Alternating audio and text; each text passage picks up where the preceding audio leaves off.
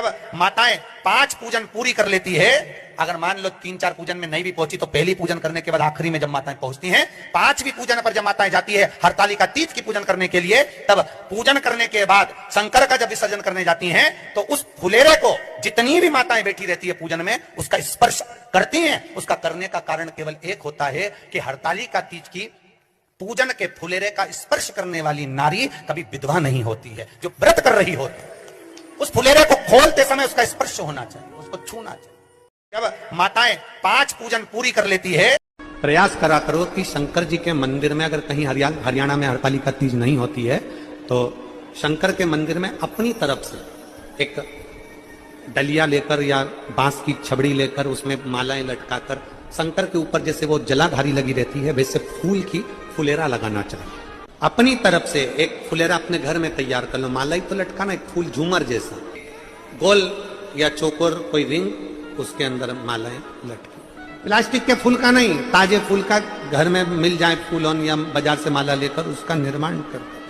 कहते हैं सोमवार की अष्टमी के दिन 7 पत्ती 7 जल के पात्र चढ़ाने से जो फल मिलता है वो फल केवल हरतालिका तीज के फुलेरे का दर्शन कर कर हमें प्राप्त हो जाता है और हमारा आधा कष्ट उस फुलेरे के दर्शन से समाप्त हो जाता। उस फुलेरे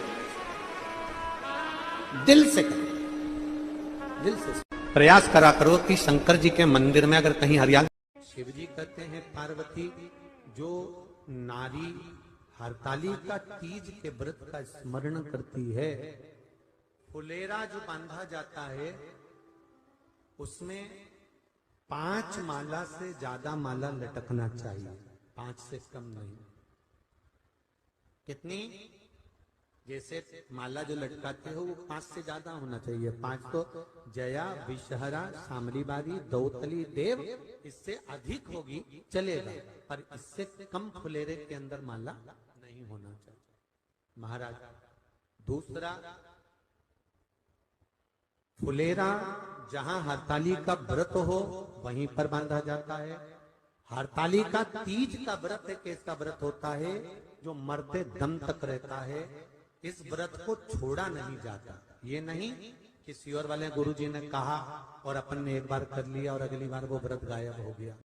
हरतालिका तीज के उद्यापन में दुनिया के लोग उस 5 तरह के फल को, केला गिन ले, पपीता गिन ले, मौसम्बी गिन ले और अनार गिन ले, संतरा गिन ले, सब कुछ गिन लेते हैं, पर उस 5 तरह के फल में धतूरे को नहीं गिनते। पर शिव कथा में वर्णन आता है, हरतालिका तीज के उद्यापन में लिखा हुआ है सबसे पहले 5 फल अगर गिनना है तो उसमें पहले धतूरे को गिनो, क्योंकि शंकर को वो प्रिय होता है, शंकर उसको स्वीकार कर लेता है। और धतूरा शंकर भगवान को क्यों चढ़ाया जाता है उसका प्रसंग आपको पहले भी कहा, आज फिर कहते हैं। धतूरा जब हम भगवान शंकर को समर्पित करते हैं तो हमारा कोई कार्य अटक रहा होता है।